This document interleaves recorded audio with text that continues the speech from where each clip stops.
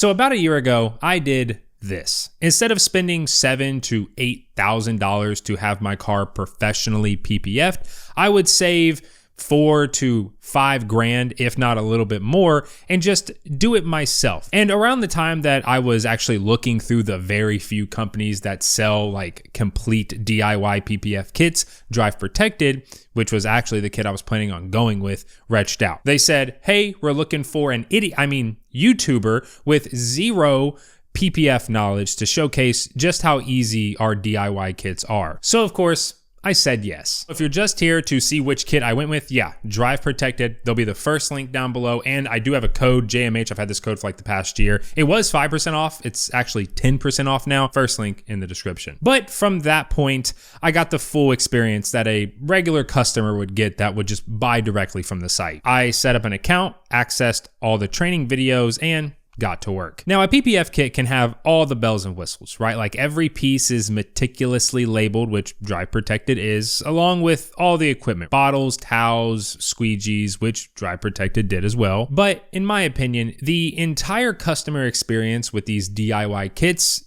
depends on the training videos, right? You want people to DIY their PPF, well, you got to show them how to do it. Eric, the owner, did a fantastic job. He is a professional and shows you panel by panel how to PPF your car. Prior to that install last year, I had never touched any type of film, the PPF, vinyl, literally anything, and this is the result that I got. And it looks like a lot of you all got the same results, as I've had tons of comments, DMs, emails from people like just showing me their car saying how they ended up using Drive Protected. They had never DIY'd or touched PPF before in their life, and they came out pretty good. But how is it held up 1 year and 15,000 miles later, and do I think it's been worth it? Now, if you're looking at this footage thinking, wait a second, that's not a Model 3, you're right. This is actually my new Model S getting the exact same treatment that my 3 got a year ago. A full matte PPF from Drive Protected, for which I ended up doing things a little bit differently that led to, in my opinion,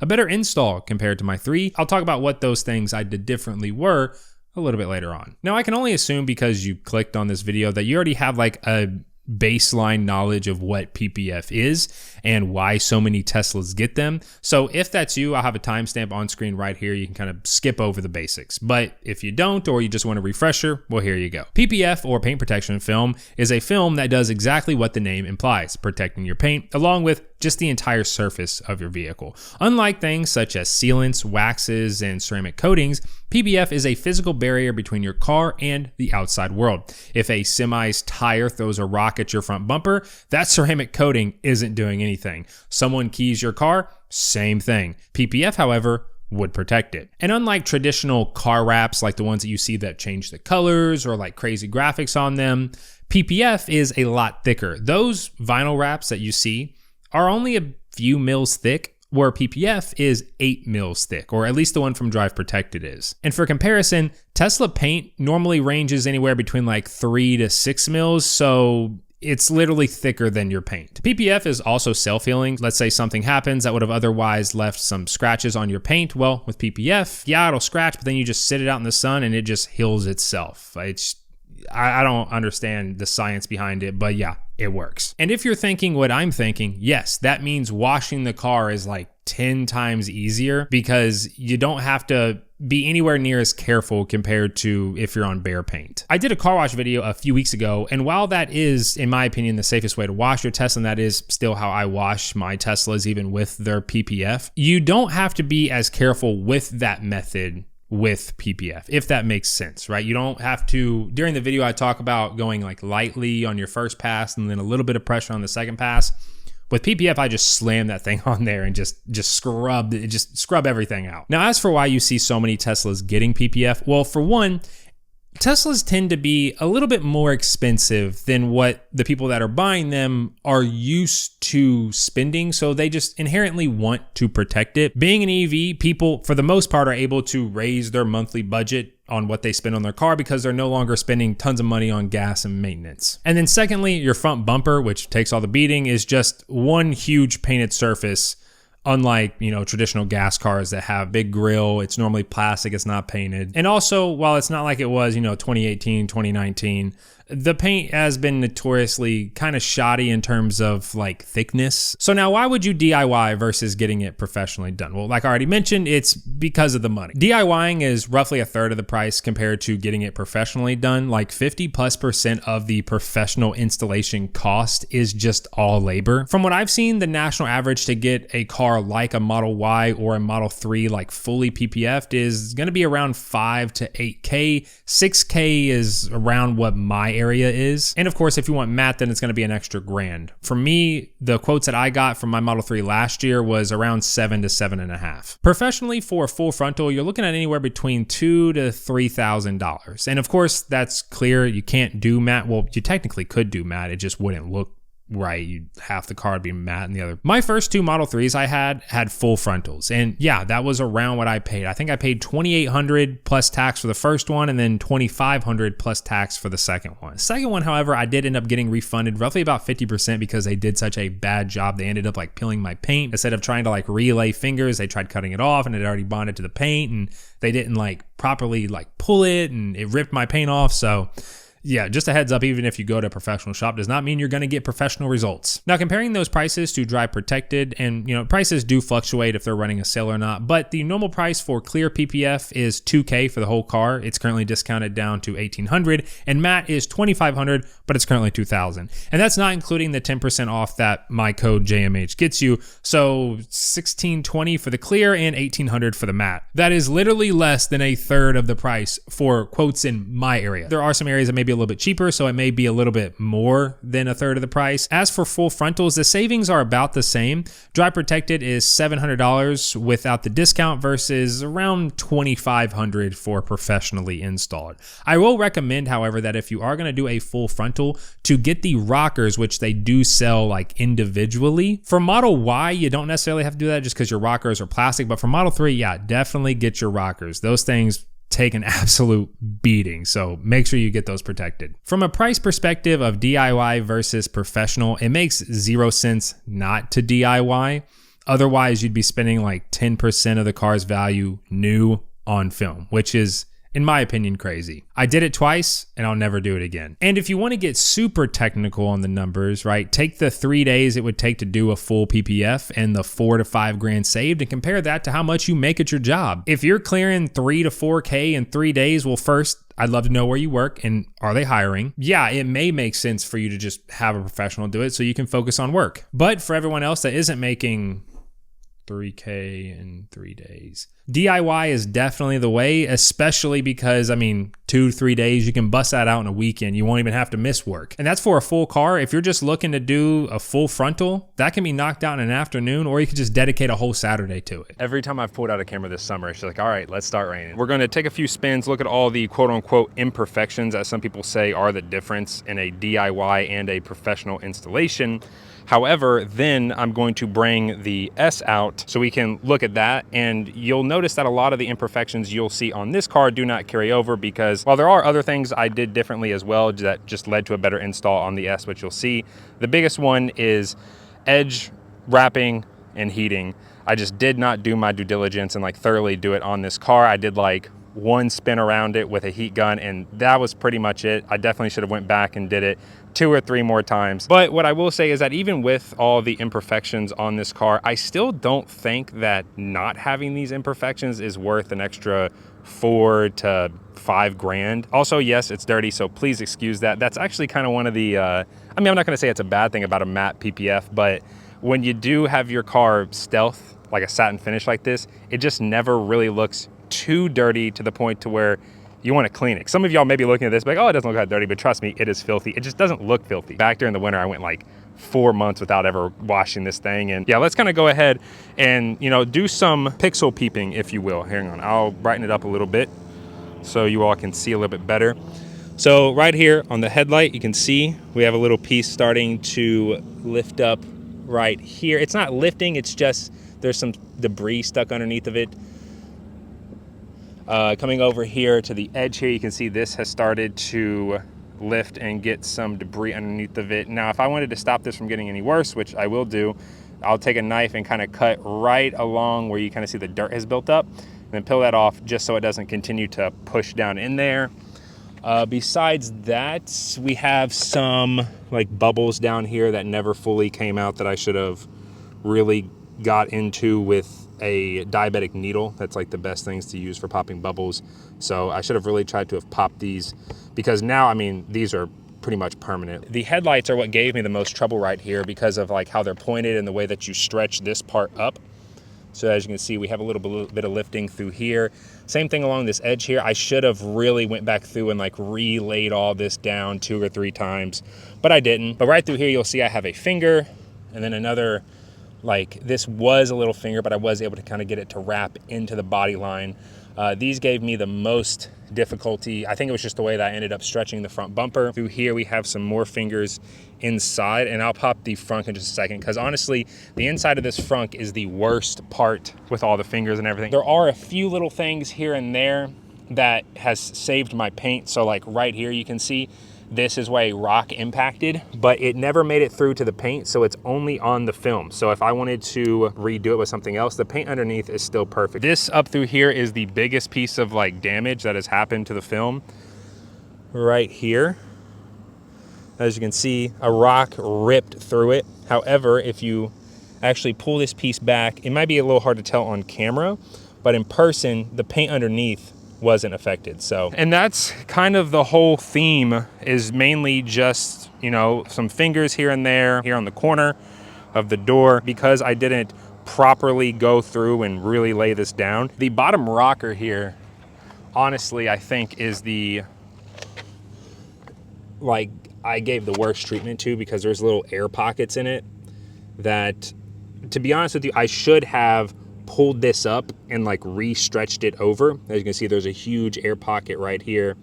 Spans, you can kind of see it moving too. Now you will see here that I have mud flaps on that are hiding the really bad fingers, like on the underpiece through here and the front part up through here. These are hiding all those fingers. The only other thing that is really quote unquote wrong with the film is just the debris underneath, which has been a thing from day one. You know, little pieces of hair in there. This is all just user error on my end for not really going through and laying everything down. But even if this was the final result I did and I couldn't do anything better, I still think, in my opinion, totally worth it. Totally worth to save the $4 to $5K and get, you know, a few pieces of debris and specks that you can't see unless you're literally right up on it, pixel peeping.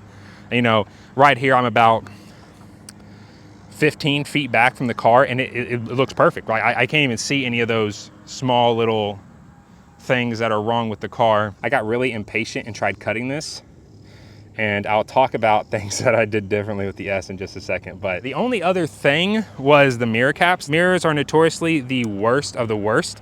So the fact that this came out all right looking for a first timer, keep in mind, this is my first time ever doing a mirror. See, I had little fingers right here that I ended up cutting off. You can kind of see the remnants of them, okay? And it's not perfectly lined up. You'll see the S in a second. I did a much better job on the S. If we swoop around through here to the other side, same thing, right? You'll see I cut off some of the, this was like overlapping and it kept fingering. So I just cut it off, but you can't tell until you're right up on it. As you can see right here, I completely misaligned this, but yeah, you can't see it until you're right up on it. Also, the matte on the UI looks so good. All right, so now we're out here with the S, and the first thing I did differently compared to the 3 was just prepping for the least amount of contamination under the film that I could. So that included cleaning out the garage. I swept the entire garage out and then took a leaf blower to it and just blew everything out of there. I also have dogs, and while the dogs don't, you know, stay in the garage, you know how it is. You have dogs, the hair just is kind of everywhere. The next thing I did was actually set up tables within the garage. So the second that I got the PPF box in, it went straight from my door to that table. I didn't unbox it in my living room. That's, do not unbox it in your living room. Just take it to your garage, because you don't want that film getting exposed to stuff that may be in your house, especially if you do have pets. And then lastly, for the contamination, was just really making sure that I flushed out the film with slip solution. For example, over here on the rocker panel, when we were installing it, actually ended up dropping on the ground. But if you get up and you look underneath of it, which it's a little hard to tell here, but we really flushed it out. So even though it did drop on the ground, definitely did get some debris on it. Because we flushed it out, it didn't end up sticking in the film. So this car is dirty, of course. Like I said, it's been raining nonstop here. So as soon as I clean my car, it of course rains and it just gets dirty again. A little bit harder to tell, but I mean, there are still some debris and contamination underneath the film. A few specks up here on the hood. The hood is such an easy area to get debris in just because it's such a big surface area. I have a little spot right here and right here. I mean, the last car probably had 3 to 4 pieces per panel. This one is like 1 to 2. Now, I mentioned I did have a second set of hands with this car, and you know, while you totally don't, my 3 I wrapped entirely by myself, and the Y, whenever that eventually comes out, the Performance, there will be a video here on the channel where I fully wrap it myself. That's gonna be more of a guide, more so like a step-by-step on how I go about DIYing my cars. But yeah, a second set of hands really does help out. Now, the next thing I did differently with this car, and this was more so specific to this car and not to the 3, because the 3 was all, you know, pre-cut pieces, where this one, the front and rear, because it's like a new front fascia and rear, they didn't end up having scans for them yet. So the front and rear are both bulk installed. So of course I'm gonna need a proper knife to be able to cut it. But there are other places around the car where I have, you know, cut fingers off or kind of trimmed it.